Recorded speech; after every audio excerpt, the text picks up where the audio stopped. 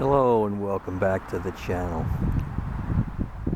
Well, we're getting some pretty bad damage from the Japanese beetles on our cherry trees. Let's see if we can zoom in there.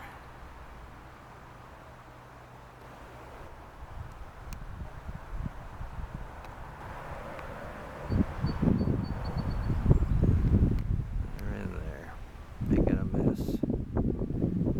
Well, we figured out how to protect our trees from the deer. Temporarily anyhow, but I'm still having a battle with the Japanese beetles. Nothing seems to kill them. It makes them fly away, but they come right back. You gotta be on them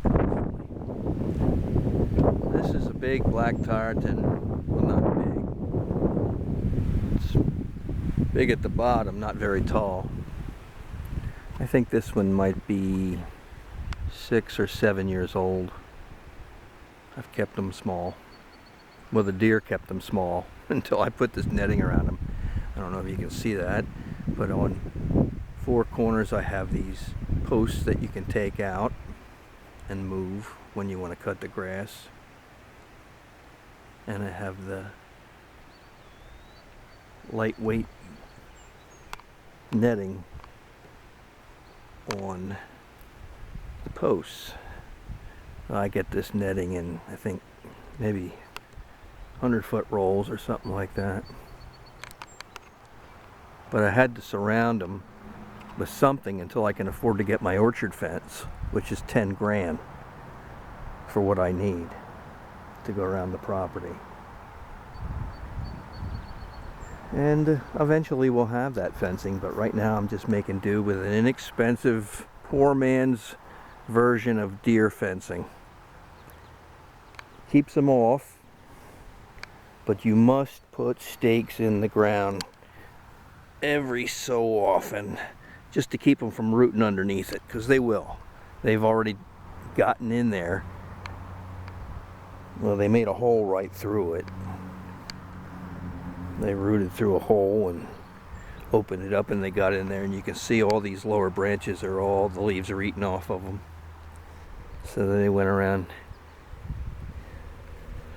That was before I put the stakes in the ground. So hopefully now we keep them out. I haven't had any damage since. Let's cross our fingers and knock on this wooden stake here.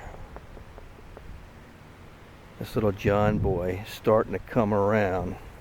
It wasn't looking so good, as you can see. Some of the leaves in there are spotted up and yellowing, but the new growth looks nice. I've been spraying them. In fact, I just sprayed them today. I shouldn't even be touching it. This tree was really, really ugly. It still is, but it's looking better than it has. I didn't get it to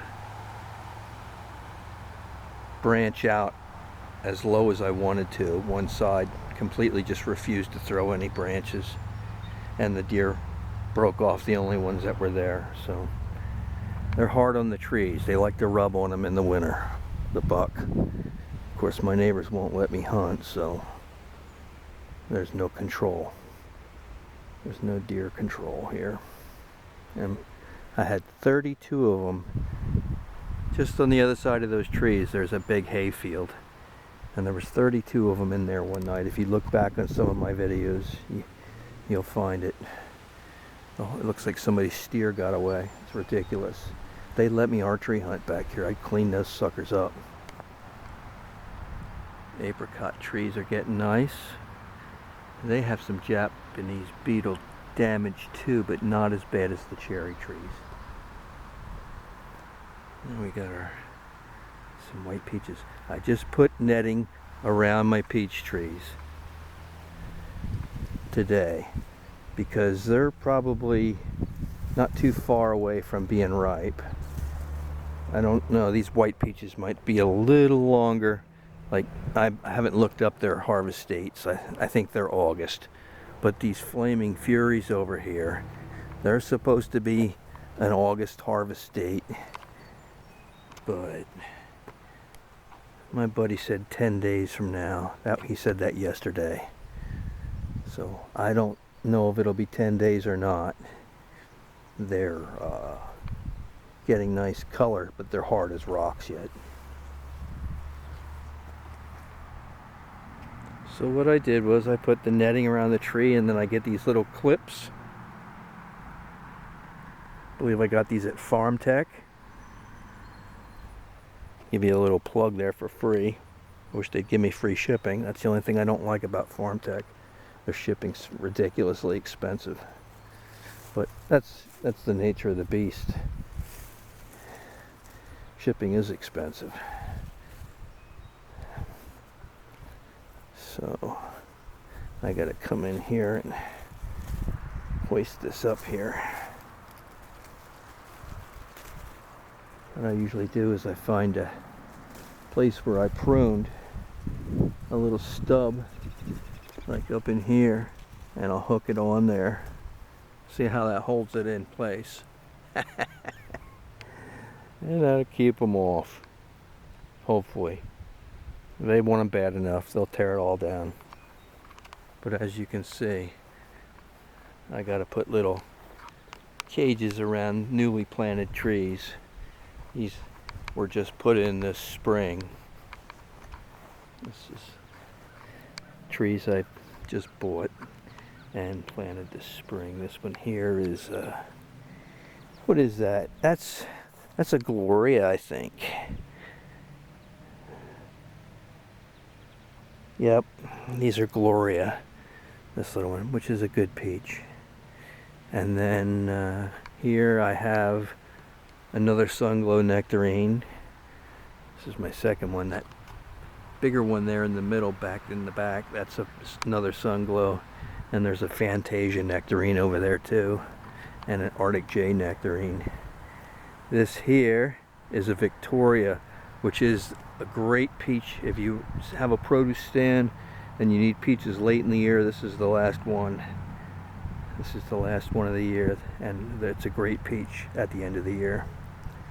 So I think I'm going to buy a few more of these, and I might buy a few more Glorias. This here is a White Lady. She's going to be a nice little tree. These I planted 2 years ago. The Glorias and the Sunglow nectarine were this year, and this is another Gloria we planted this spring. So these little Glorias were this spring. This was the spring before, and I believe these were, oh, these are a couple years old now, but they're getting nice. This would have been our first big peach harvest, but the frost ended that beautiful scenario. We had plums like you wouldn't believe, and apricots everywhere, and everything was flowering and ready to go in here, and blam, frost down to, what was it, 23 to 26 degrees for at least 8 hours, and that wiped out everything. I came out the next day, all the cherries were black. All the peach blossoms and nectarine blossoms were all droopy, sloppy looking. It was bad. Apricots were all black. And the cherries, that was a big bummer for me. That was my first year I had any cherries on the tree. And goodbye. They were gone. Like I say again, maybe next year. This is Warrior in the Garden out here.